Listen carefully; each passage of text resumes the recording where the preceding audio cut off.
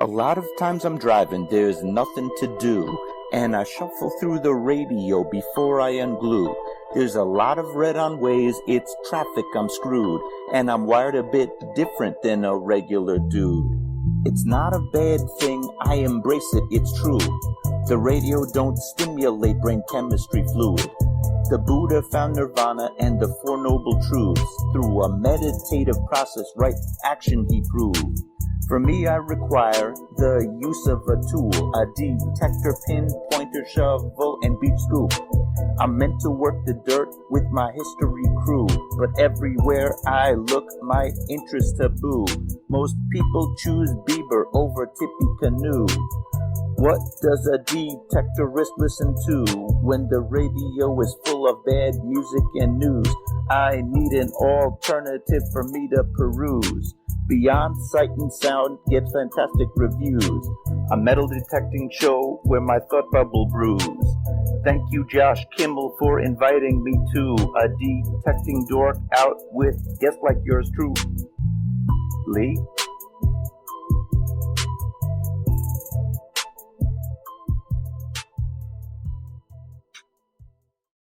Are you looking for a high-quality beach and sand scoop? Are you trying to take your hunting to the extreme? How about an American-based company that stands behind their product and everything they sell? Then check out our friends over at Extreme Scoops. John has been making scoops for some time now and makes a quality beach and sand scoop to take your hunting to the next level. Extreme Scoops recently released their new sand shredder that works great in the water and on the beach. And if you're a new Equinox user, you may want to check out his Surfmaster X3 that can trap those small targets you new Equinox users are finding out there.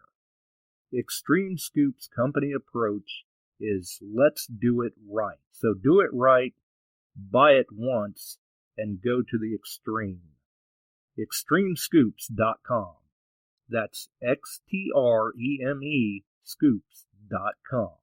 Hey, boys and girls. We are going to talk about S&W shooters and prospectors. What is S&W shooters and prospectors? We at S&W Shooters and Prospectors help people find treasure. Did you say treasure? Yes, treasure. Just listen to this amazing review from our happy customer, Jackie Sparrow. Chocolate ship-shape and a pleasure to deal with. I was able to buy everything that I needed at prices that were shillings less than others. I found my 9 pieces of 8 in no time. Savvy? I know you're asking yourself, why should I shop at S&W Shooter and Prospectors? Chuck Smalley has over 45 years of metal detecting experience. He works with each customer one-on-one to customize their setup to match their skill level. So if you always dreamt of being a pirate, contact Chuck at S&W Shooters and Prospectors and he'll take a great deal for you. High fashion rum not included. Caution. Please do not operate motor vehicles or power equipment while under the influence of this show. Listening to this show could cause side effects such as bouts of laughter, violent binges of cabin fever, and even dreams of silver and gold. Please be advised. Now that the fine print is out of the way, on with the show. All right, we're back. We're live once again. You are listening to Beyond Sight and Sound, metal detecting and treasure hunting radio for all the cool digging people out there. And as I look into the chat, I see Jason's in, Suki, Chuck, Chan, well, the Bortners, the Bills, Mike, Barb, Dylan. Dylan is in the house. Nice. Who knows? Hopefully, yeah, we've got Mike's, we've got Bortners, quite a few. Good to see, good to see. And there's the superstar himself, Frank is in the house. Yeah. I saw a pair of Aquatex in the field today, Frank. They worked great. Awesome sound. Definitely. If you don't have a pair of Aquatex, you should check them out. And good Lord, you guys and gals are all wired up tonight. I'm having to scroll to catch up with the chat. Okay, so welcome home to Suki. She is back home. She's out of the hospital and doing well with recovery, I do believe. So, links, first and foremost, in the description, obviously. Our friends over at Shooters and Prospectors, A.I.P, Detectees, Extreme Scoops, TheRingFinders, Nook to Macro website, Midwest Refineries, Terry Shannon's website, Legend Update link. We've also got Ohio Metal Detecting NYC, Crazy Spider Adventures, Detect That Outdoors, and All Metal Militia, all on YouTube. Illinois, Iowa Treasure Hunters, Metal Detecting Central Illinois, Detect America, Metal Detecting Beyond Sight and Sound, All Metal Militia, all on Facebook. And while you're at it, don't forget it's that time of the year. Make sure and check out the Great Kids Christmas giveaway for kids ages 5 to 15 on Facebook. We're always taking donations. Any donations. No clad coins, please. Foreign coins, tokens, gear, new, used, books, stickers, all of that stuff. You can always, if you are able to donate, it's greatly appreciated, and you can always find out more about that by reaching myself, Barb, or Chuck. And we can definitely get you hooked up with the right people so that there can be some happy, happy kids at Christmas time. Very nice. Don't forget, check out Detect America with Frank, Steve, and Ronnie on Mondays at 8 p.m. Eastern. Shelly and Dawn with Can You Dig It? Thursdays, 8 p.m. Eastern. Don't forget them. Good shows. Definitely good shows. I wish I had more time to enjoy them. But sometimes time is a very limited thing here lately. Especially the past few weeks. I'm up and roaring, ready to go, just a ball of energy, and today I'm not even sure how I was a ball of energy at all. Not much sleep last night. Of course, it happens like that when you decide to stay up until 5 o'clock in the morning and then try to get to sleep and be up by 10. Let's see. I just see this coming across.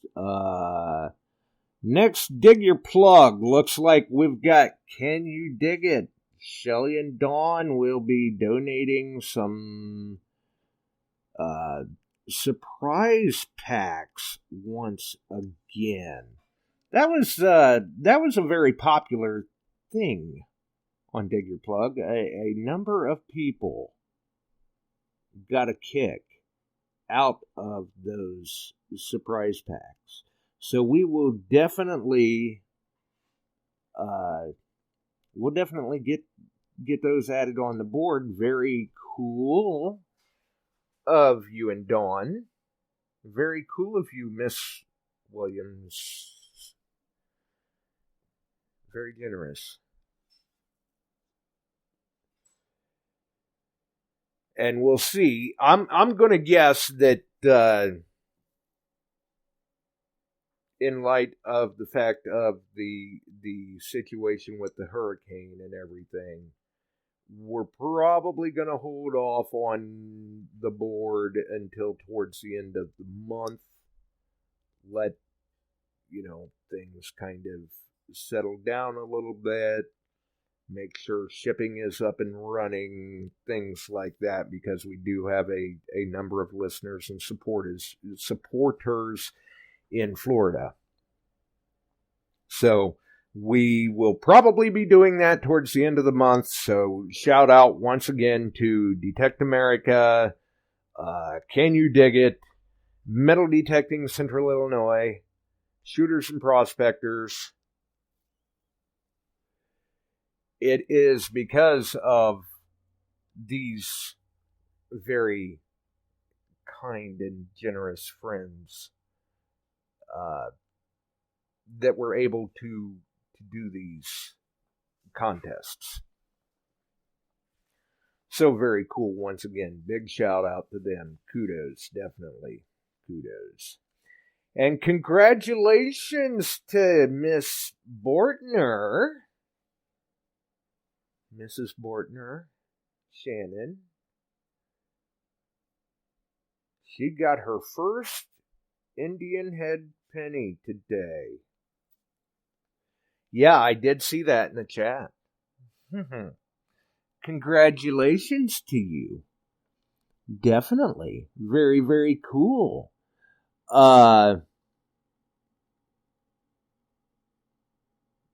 And we see something about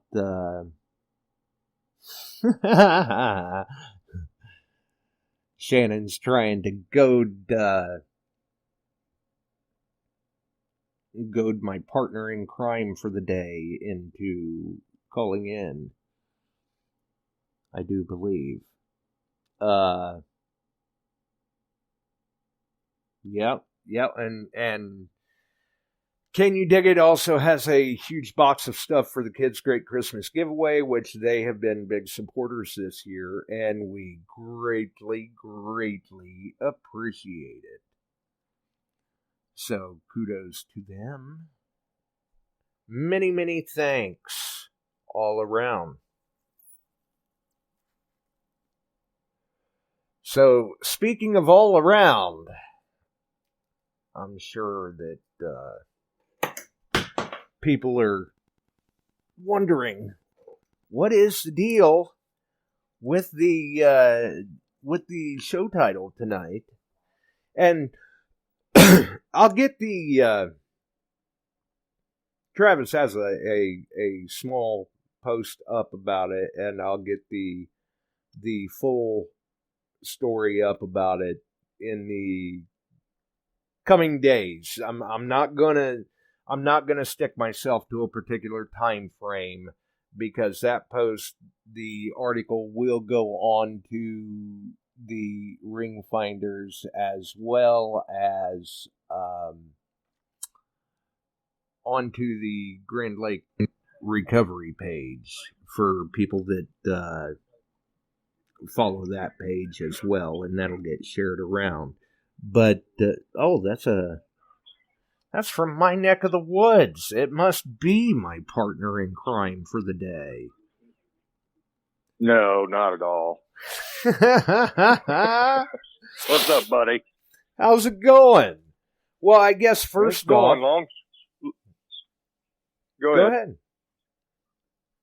Long time no see. Yeah, it's been a minute.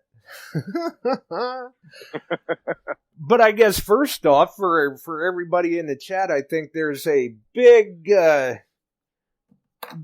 round, definitely, of congratulations and applause out to Travis. Good job today. Very good job today. Travis has, those of you know that have seen the post, Travis actually got to recover his first gold ring today. His first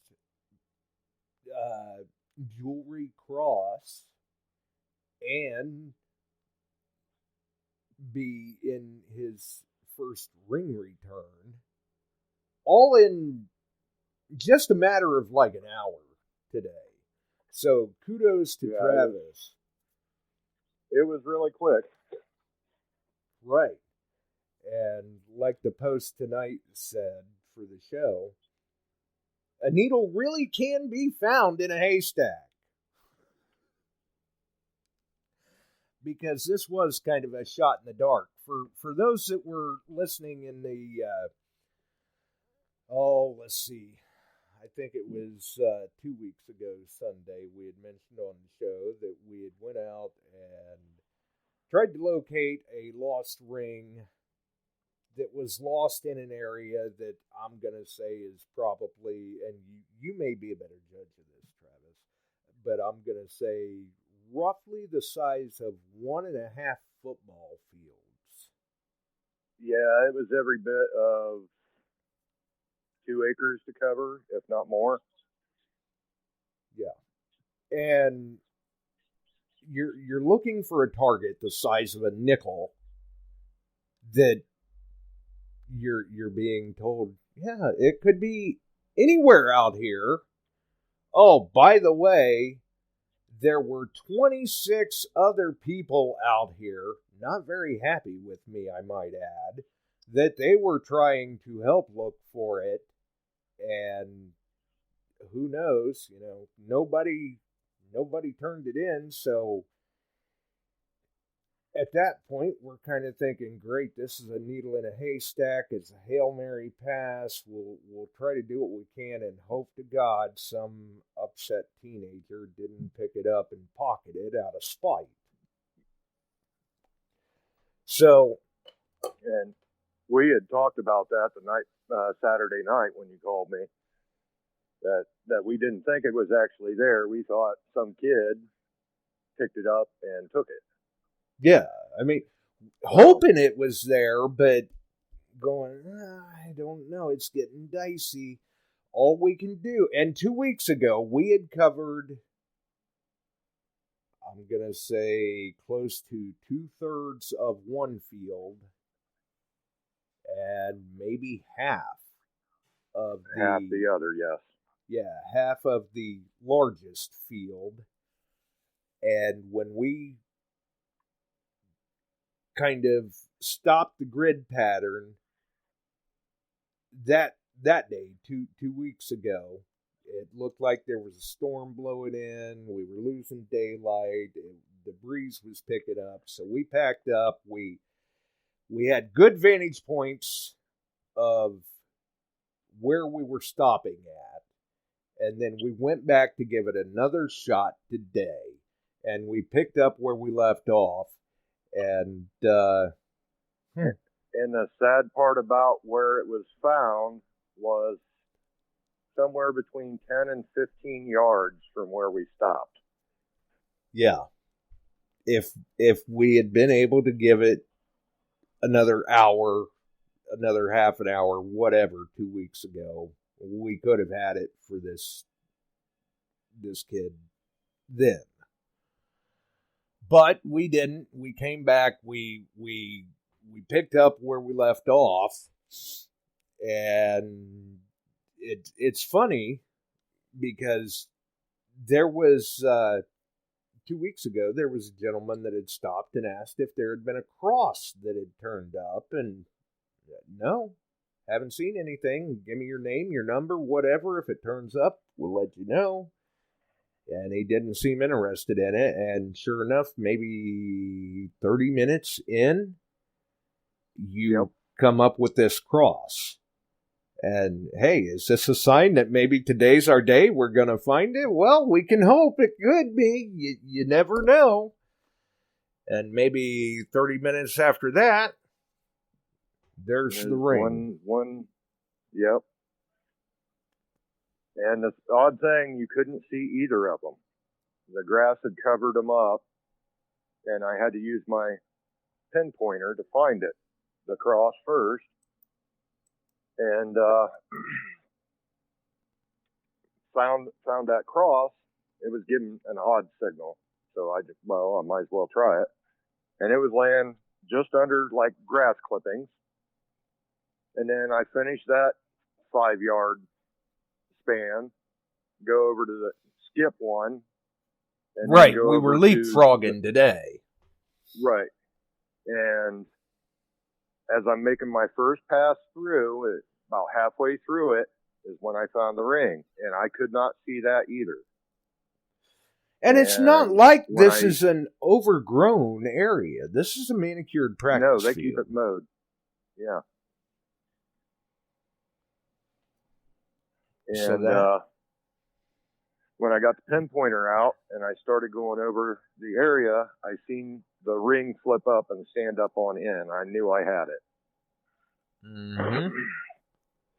And that's when the real entertainment started.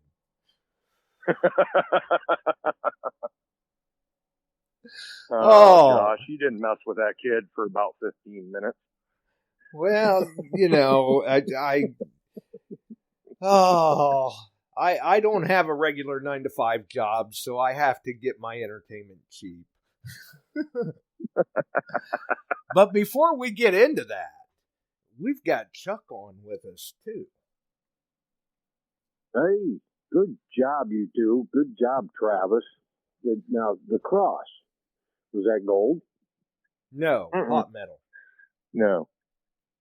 It has black, like rhinestones or something in it, or glass, something. Bling. Okay. But well, you found it. Yeah, I mean, it's still, regardless of whether it's precious metal or not, it was still a cool find, and especially a cool find for Travis. I believe he had mentioned that was the first cross he's ever found. Yes, the only other jewelry I've found, I found a bunch of junk earring studs out here in my yard with my Garrett Carrot on my hands and knees. and then at the one fairgrounds in the county I live in, I found a piece of a charm bracelet, silver. It was sterling silver. Well, charm bracelet. And the silver bracelet at Swing in the Summer. Right. Good. And the thing is, I've only gotten out 3 times this year. Swing in the summer, and then the 2 times we went to look for football this field. ring. Yeah. Yep. And I guess to give folks a little bit of a backstory here first, I was contacted about this ring. I was told that it was lost during gym class at the local school for that area on a practice sports field. And my first thing was, well, okay, around here, people are very particular about their sports fields. They put them up on pedestals, don't even look at it cross-eyed. So you're going to have to clear this with the proper channels before I even come in and attempt this. And we're talking an area that is quite large. It's going to take quite a while. We need more than one coil on the ground.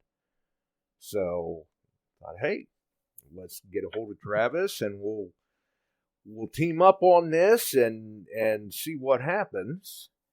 And we had went over and started searching 2 weeks ago.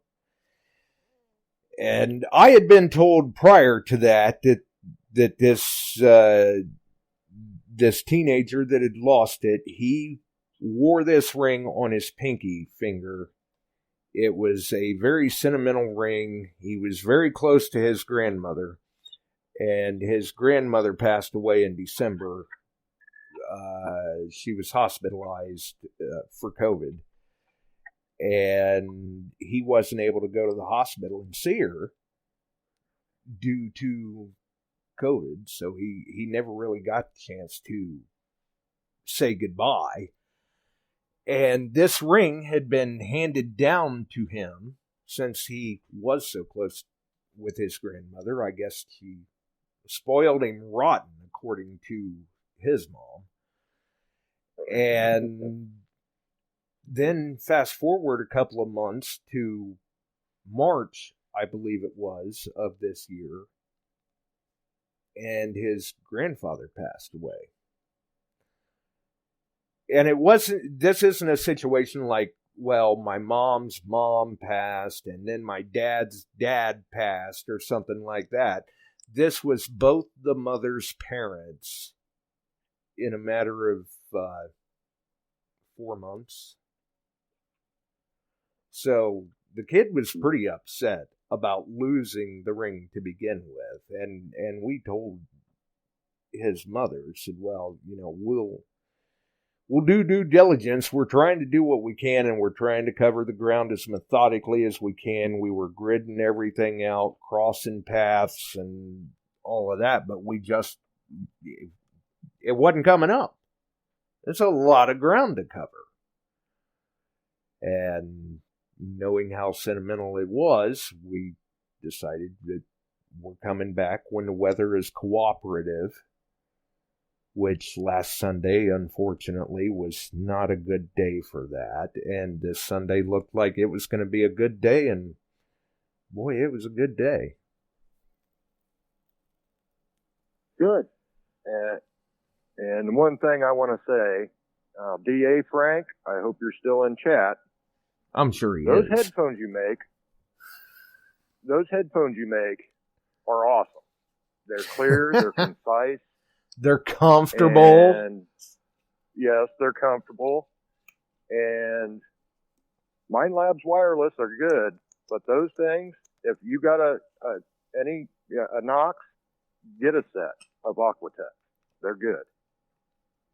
And Travis was running his. Them to me, Chuck.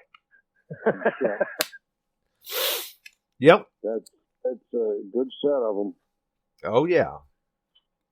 And obviously, as they can see from the thumbnail of the show, that particular gold ring was found with an Equinox 800. Cool. What now, Travis? What that was white gold, 14 karat. Yeah. Yep. It rang up an 11. 11. I was going to say I found them at 12 and 13 a lot, so that's close. Yep. I figured it'd be right there, right around that range, although we had been told originally in the beginning that it was 18 karat. So I had mentioned to Travis that it'll be right around this range, but don't ignore lower tones because the higher the carat, the lower it could ring. And we tested on your ring, and it was coming up, what, like a 9? Yeah. Is that right? Yeah. Yeah. It was right there, usually pretty solid, 8, 9, 10. Mine that was a 10 karat white gold. Right. And it was a thin band. This one was a... So the thinner the band, sometimes even... Exactly. Mm-hmm. And this one was a wide band, kind of like a cigar style band. If people know, I mean, Google can be your friend. Google cigar style band, and you'll see what I'm talking about. Where it's just a plain Jane band, but it's a wider band, and that could have a little bit of an effect on the numbers that you're going to see come up. But when it came up, you put a lot of effort. Oh yeah. Well, between the two of us, what, 10 and a half hours, 11 hours total? I would say so. Combined? Yeah. And that was, between the two of us. We're right there. We're over 10. We're under 12.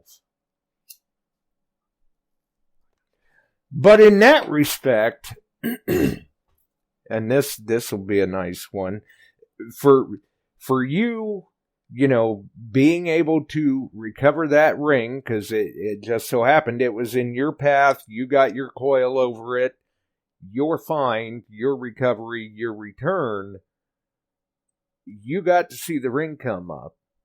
You got to hear the reaction when this kid called me to basically to let us know, don't go anywhere. My mom's on her way down right now. So you got to hear all of that, hear his reaction, see her reaction when she showed up. And there was one point she was almost in tears. It makes She's all like, that. you don't know what this means. Exactly. It makes all that effort. Yeah, it was 10 to 12 hours on our part. But it makes all that effort worthwhile, wouldn't you say? Oh, yeah. Yep. So for people who have never done that sort of thing, I still, even, I've said this many times on the show, some people it's finders keepers. I like to go with finders keeping it real. No fault of anybody that keeps gold and pawns it or whatever, but if you have an item, it does belong to someone, you can get it back to them. I highly recommend do it at least once. Just so you've had that experience, and once you've had that experience, you'll find that you want to keep doing it again and again and again. It's just the right thing to do. And in this case, yeah, I found gold. Did I get to keep it? No. Their joy and excitement on getting that ring back was more important. Yeah, you got to hold on to it for a few minutes. Yeah, but, yeah. Long enough that we could get a picture or two, and there you go. That's about the way it goes. As soon as I opened my hand up, she looked at that and she goes, "That's Mom's ring." And she grabbed it out of my hand and instantly put it on her finger. Yeah. She was shocked we found it. Yeah. Cool. As a matter of fact, apparently she had scolded her son on a couple of occasions that you really shouldn't be wearing that on your pinky finger. You're probably going to lose it. You need to put it up somewhere. And sure enough, it did eventually get lost and recovered today, which I told him. I said, keep a tight grip on it this time. Don't lose it. If you do, people you can call. But I kind of think Mom's going to intervene there and make sure that it doesn't get lost again. And she agreed that sure enough, it's getting put away. Yeah, it's getting it put in her jewelry box. Right. Good. Good on you guys. That was, job well done. Just like you said, teamwork. Yeah. I mean, and that's what you couldn't have done it any other way. You had to have more than one person to cover that size of area, or you were going to be there for days, weeks, actually, because we could only hit this on Sundays. And I, like we were saying, couldn't resist a little cheap entertainment, I guess you could say. Kind of have a little bit of fun with it. I got a picture of the ring, and I told Travis, I said, well, watch this. Here, we'll see what happens if we do this. And I send this kid a text message, and I told him, I said, well, can you describe the ring for me again? That way we know what we're looking for on this practice field over here today. You said it was white gold. I think you said it was 18 karat. Was it a thin band? Was it a thick band? Did it have stones on it? And he replied back right away. He says, I think it was 18 karat. It's white gold. It's a wide band. There's no stones. Okay.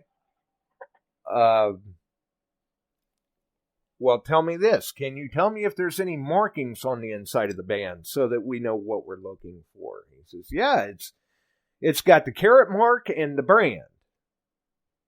Okay. Do you happen to know the brand? I can't remember the brand name right offhand, but I'd know it if I heard it. No. Okay. And then I sent him the picture of the ring in Travis's hand and asked him, said, does this look familiar by chance? Could you come down to the practice field? And put my phone up, and right away I'm getting multiple text messages, and I get a reply that says, yes, that's my ring. I'm in Lima right now.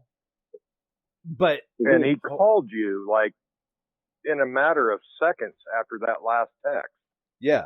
I'm in Lima right now, but I'll call my mom. And he calls then. My phone starts ringing, and I tell Travis, well, it's got to be him. I'm just going to put this on speakerphone so that you can hear the reaction and excitement as well. And that kid's just, don't go anywhere. I called my mom. She's on her way right now. Okay, we're not going anywhere. We're right here on the practice field where it was found. But she's on her way. Don't go anywhere. Okay. And a couple of minutes later, his mother shows up, and she mentions that, it's a Sunday afternoon. I'm just loafing around the house, relaxing, chilling, being lazy, whatever. And he called, and he's blowing up my phone. He's telling me I got to hurry up and get down here, and I'm trying to convey to him, hold on, calm down. You have to give me time to get dressed. This is probably the fastest I've ever thrown clothes on to get somewhere.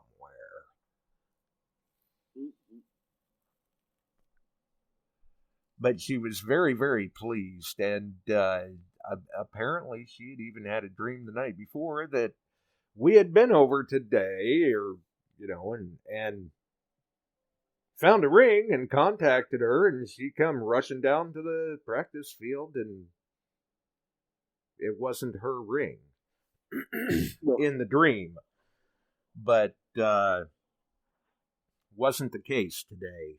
Today it was, she came down and it was the missing ring, which, we already knew. Obviously, it's laying right on top of the ground. We're looking for a white gold band. Yeah. How many white gold bands are laying out here on top of the ground? You could tell it was a recent loss. We're just glad that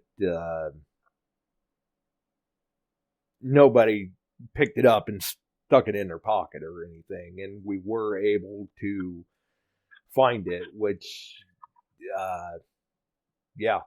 it was like looking for a needle in a haystack at that point, being in an area that large. It's a overwhelming task. Yeah. But Travis, he was definitely the man today. Good job to him. Good job. Well, I said, if I wouldn't have skipped that one, you would have been in that, and your coil would have went across it. Oh yeah, we were being very methodical about it, but we had to, because there wasn't no time for going back and covering the ground again in case something was missed. And on our part, the school keeps this field striped for football practice. Yeah. So we basically had it gridded off grid already. So that helped. Yeah. 2 weeks ago, we were running our search patterns opposite directions so that we were crossing paths. And then today we were kind of leapfrogging.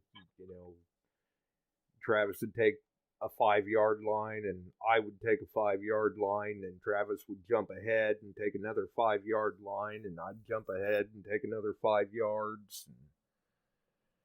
sooner or later, one of us was going to come up with it if it was out there, and Travis got it. Well, it sounds like you worked a pattern for it, and it paid off.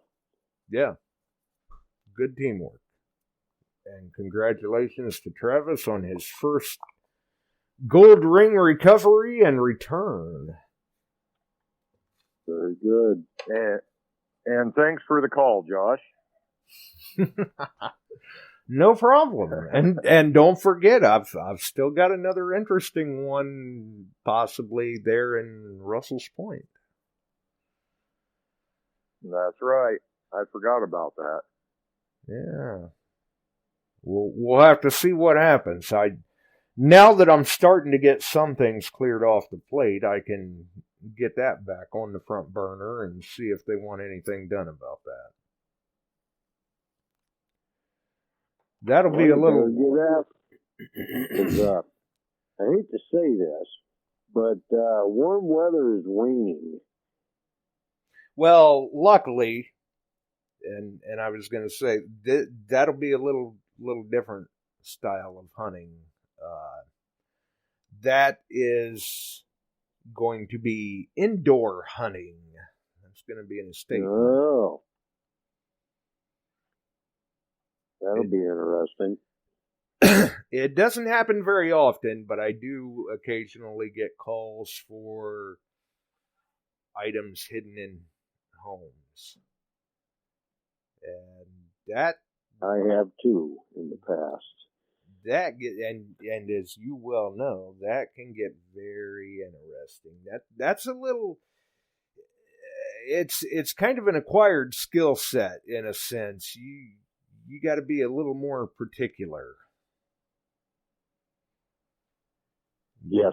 There can be a lot of EMI. There can be a lot of additional targets that are just distracting and masking and things of that nature.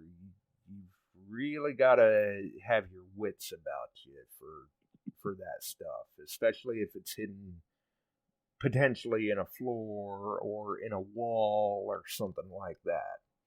You've got to be real careful. There could be pipes, there could be wiring, there could be ductwork, any of which is also setting off your detector if you're not watching it. But luckily in this particular situation, I'm pretty sure we can do everything with pinpointers. Be interesting. I was just going to say, a good pinpointer, you can go after it for a while and see if you can draw it out. Exactly. So we'll see what happens. Maybe we'll have another interesting story of adventure and recovery and return. Well, I hope so. Even though the weather's getting cold, the hunt doesn't die. No. Still gotta get out there. I get a lot of calls, and when we get the really cold weather, to go locate things that people should have mapped out, and they don't, and that's out in the yards in the country, because when that freezes up, it stops the whole household, and that's generally the sewer line to the septic tank. And a lot of them, I find the tank, then we have to find where the line runs through the yard, and hopefully they can get it thawed. So I've done a lot of those and had some success. Right. And there again, I mean, would you call glamorous as finding somebody's ring? Yeah, it's not. But they're very grateful. Oh yeah, they're very grateful. And you're right, it's not quite as glamorous as finding a ring, but they are grateful. And usually in those really cold days like that, you're grateful too once it's found because you can get back in your warm truck and go back to your warm house. Right. And I've done also buffalo boxes for the city where they thought it was not. And they got frozen water lines, and they need to know where certain things are. City of Albany had me up one winter, and I located a half a dozen for them in a day. And oh my, that was a busy day. Yeah, they had the whole block. It was crazy, and they're all older homes. But it paid off in the spring. I got to go back and do some of those homes. There you go. There you go. And there again, I mean, we're talking about a particular style of hunting and skill set, because these are targets that a lot of people would not necessarily pay any attention to if they're out coin shooting or something. You know, looking right. For the septic tank line, the buffalo box, property stakes, wellheads. I've been contacted to find, locate wellheads. And those, especially with property stakes and wellheads, those are things that some other detectorists out there, and I'm sure you've been questioned about this before too, Chuck. They kind of look at you and they're like, how do you find that stuff? I've went and tried to look for stuff like that before and I can't find it. Well, yes. And the look they give you is like blank. Yeah, they're just bewildered. It's like, what? You can find these things? What is this mysticism you speak of? Yeah, I know. And my favorite question is when you're out detecting. You don't get as much as you used to. They come up and they're watching you. They stand there and they're like, what are you doing? What are you looking for? And you go, well,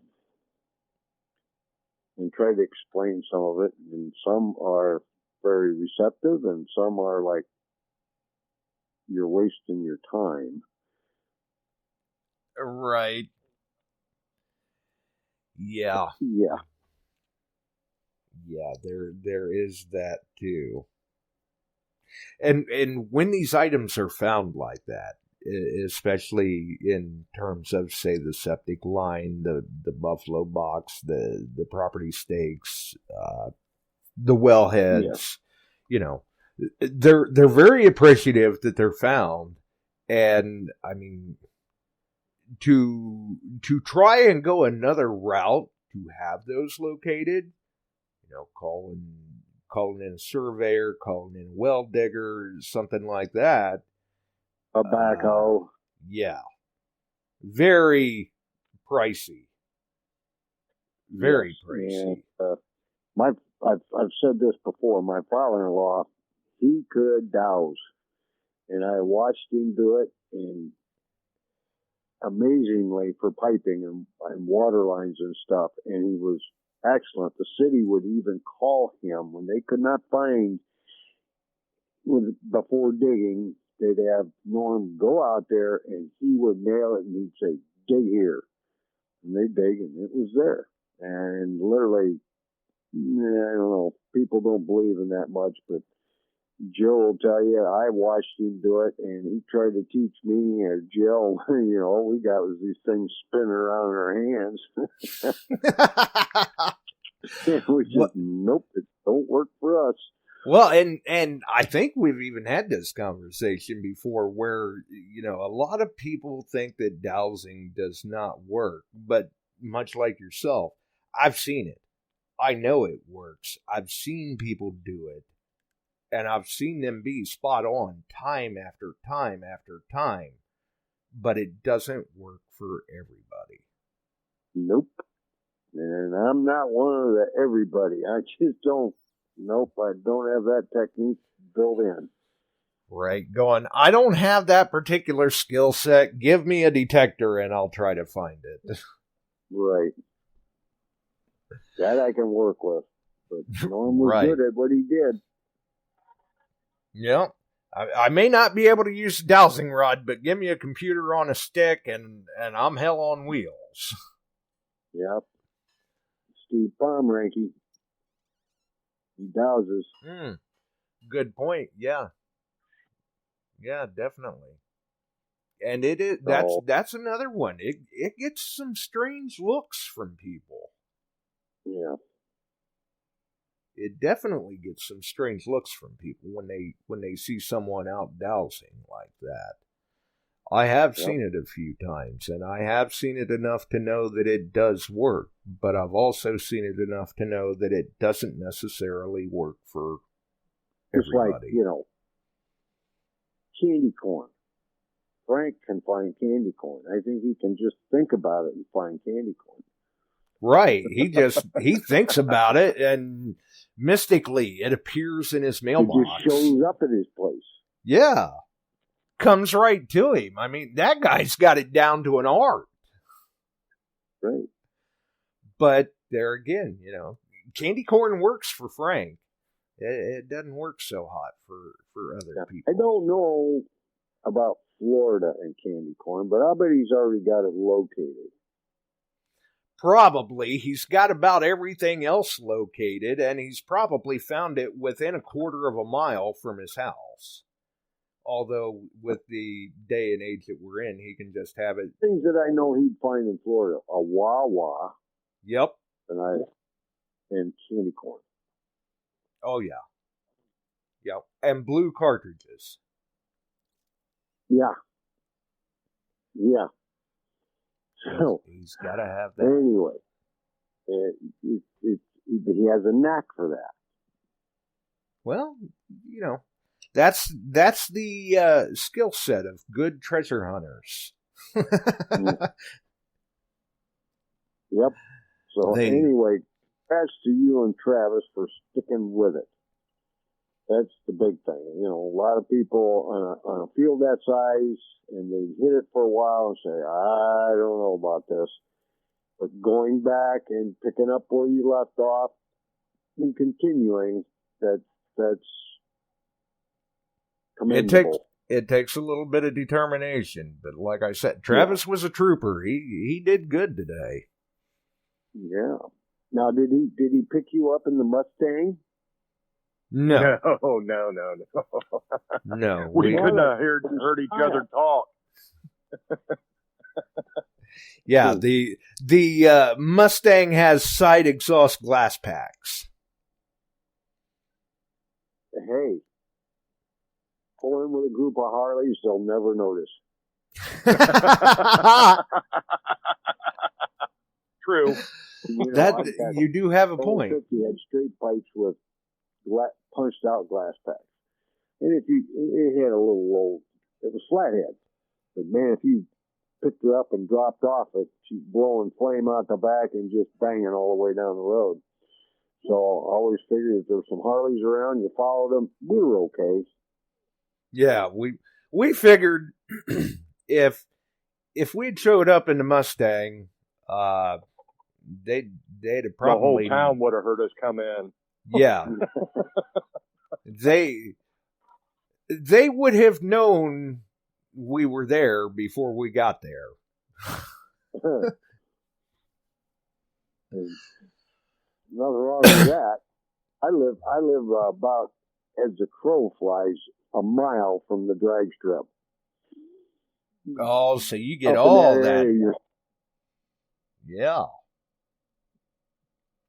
Especially when they're rolling nitros up there, the house shakes.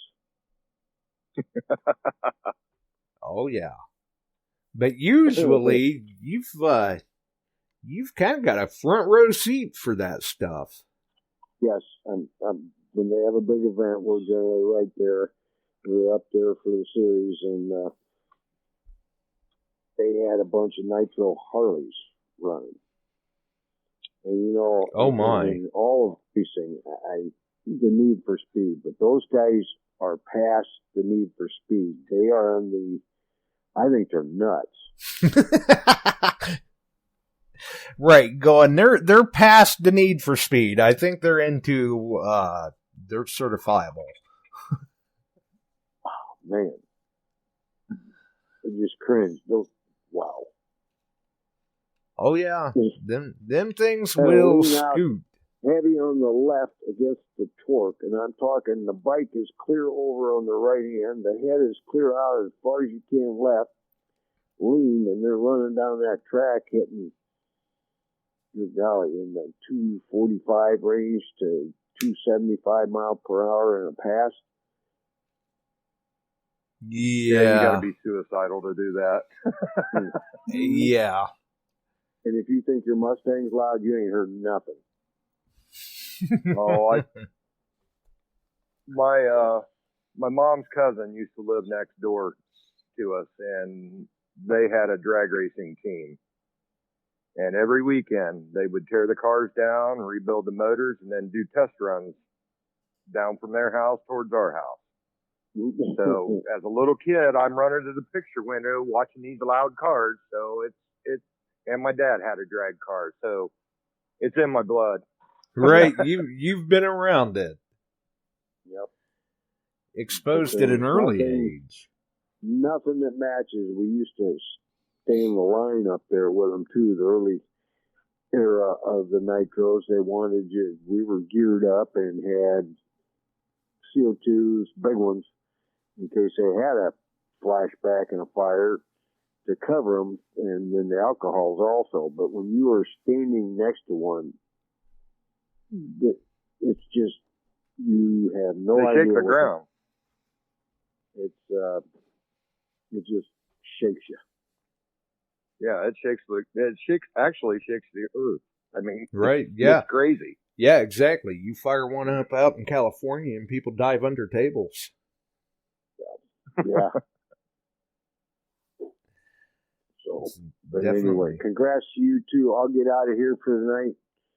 And good job. We got to keep the positive side of our hobby going, and you do when you do that. Yeah, absolutely. This Thanks, goes Jeff. a long way to keeping the hobby in a good light, and definitely congratulations to Travis. Good, very good. Well done job. Yes, sir. We hung with you. We were a team, Josh. There you go. Yeah, we got her done. Okay, guys. Yes, we did. I'll wait till the next one. That's right. Yes, sir. Take care, all. Have a great night. Great, safe week. Yeah, you too. Bye, do Chuck. the same. Thanks for the call, Chuck, and don't forget Wednesday. I won't. I won't. I'm looking forward to talking with Ray. Yep, it sounds like he's. I was in communication with him tonight, and he's looking forward to Wednesday. I'm sure that he will have some interesting stories to share. I'm sure he does. Those listening, actually, he's got to be careful. Right? Those listening, we've got Ray Grip Wednesday. Yep, he's a long time detective, treasure hunter, and he's very good. Yeah, what's that been now? 50 plus years. Yes, sir. That's a long time of digging plugs. And he's still going. That's the commendable part right there. I mean, guy gets around. If I can have that much time in the hobby and get around to even half as good as he does, I'll count my blessings. I can't even get around half as good as he does now. But I still get around.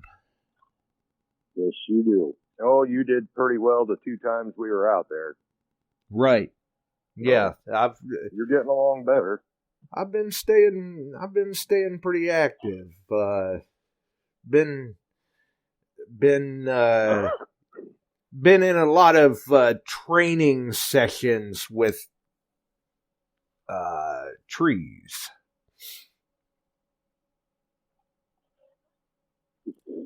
Keeps me moving, though. That's a good thing. Definitely. There you go. All right, I'm out of here. Bye-bye. Thanks, Josh. Good job, Thanks, Travis. Chuck. See you, Chuck. Night Thanks, Chuck. And yeah, thanks for calling in and chiming in on things there, Travis. That's been quite a day of firsts for you. Yes, it was. Well, I'm going to back out of here too, Josh. I'll talk to you later, and everybody in chat, have a good night. You do the same, my friend. And everyone in the chat, definitely a round of applause and congrats to Travis. Very, very well done job. Definitely. Very, very cool. Like we said, good teamwork. Good teamwork. It's another happy ending. Another very happy person. I mean, the teenager that the ring meant so much to was very, very glad to hear that it was located. And not to mention the fact his mother obviously was very, very pleased to hear that it was located as well. Good day all around. It's been a hectic week. It's been a very hectic weekend. But we're starting to get things cleared off the plate a little bit.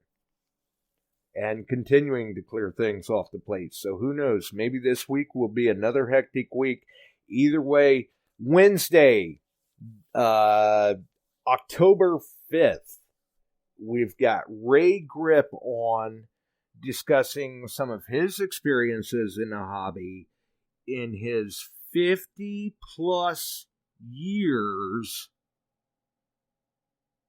detecting. I always love when we can get the long timers in the hobby like that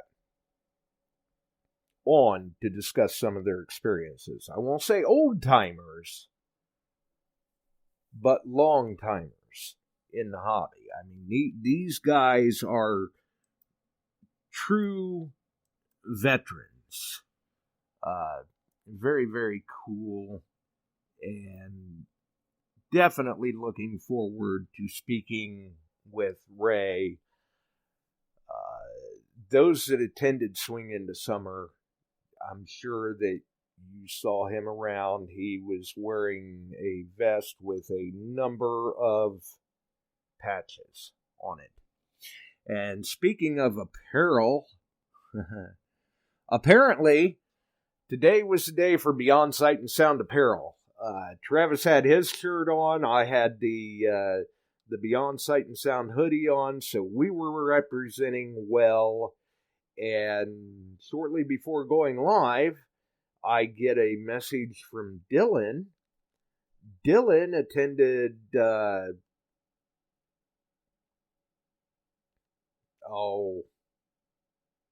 Oktoberfest. I believe it was. Which was a seated hunt that Rob Rizzo, the history digger, was tied in with. And while he was there, he got to meet up with our good friend Scott McClurry. And he had to send me a photo. He says, "Hey, look at who I ran into at this event." And we were both representing Beyond Sight and Sound. We both had our shirts on and sent me a photo of it. And it just, I can't help it. It never ceases to amaze me. It doesn't get old. I love seeing that at these different events. Swing Into Summer was very, very cool to see the number of people that were running around with Beyond Sight and Sound logos. So we always appreciate the support. Super awesome. Definitely. And this is the time of year, like Chuck said, the weather is getting cooler. it's time to break out those Beyond Sight and Sound hoodies if you've got them. Like I said, I was wearing mine today. Either way, we're glad Suki's back home. She's out of the hospital and recovering well from her knee replacement. Good job to Shannon on her first Indian head penny. Thanks to Shelly and Dawn on their donation from Can You Dig It for Dig Your Plug. I'll have to get with Shelly and find out, if it's, same guidelines apply as in the past. Could be because last year, those of you that were playing Dig Your Plug with us know that Shelly and Dawn were, I think they usually took 2 spots to a board of their very interesting and entertaining surprise packs. We can't tell you what they are. We never know what they are. Half the time, I'm not even sure Shelly and Dawn know what they are until they put together the little surprise pack for the respective winner and send it out. That's why it's a surprise pack. It's a surprise to you if you are the prospective winner. And I cannot forget, I missed it at the beginning of the show, but in that shout out of people that had donated to Dig Your Plug to this board, also Ohio Relic Hunter deserves mention in there for his very interesting and generous donation. I'm still not sure. I don't know. I don't think I'll post up a picture yet. I think maybe what I'll do is I may not mention at all what the item is other than being vague about it to whoever wins said item, and just let Bill send it out and let that winner post up a photo of it. Needless to say, it's a very unique item, and it fits well with previous Dig Your Plugs that we've done. And I'll have to look around and see. I'm sure I've got a few. The prize pool is kind of dwindling here. The prize vault is getting a little bare, but I'm pretty sure I've still got a few stickers and other little knickknacks like that around. So we'll see what we can do. Either way, we appreciate everyone for dropping in. Congratulations once again on a job well done by Travis. Good teamwork today. For everyone else, get your dig on while you can, because the cold weather is coming. I know, such foul language. But it can't be helped. It's inevitable. You can't stop it. You can't reason with it. All we have to do is deal with it and wait for the next season to come around. Have a wonderful evening, everyone. Take care, folks. We're out of here.